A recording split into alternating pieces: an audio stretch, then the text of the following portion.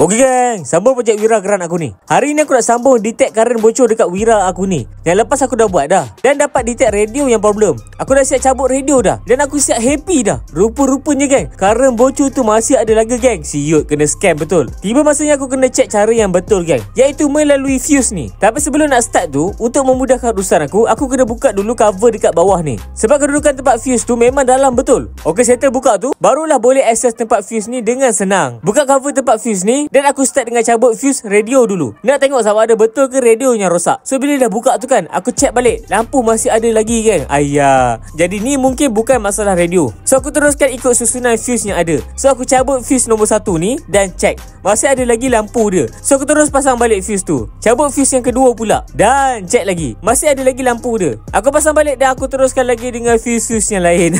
Dan tak lama lepas tu geng, aku cabut satu fuse ni dan check dekat bateri, lampu tak ada geng. Akhirnya geng, dah jumpa dah current bocor dia.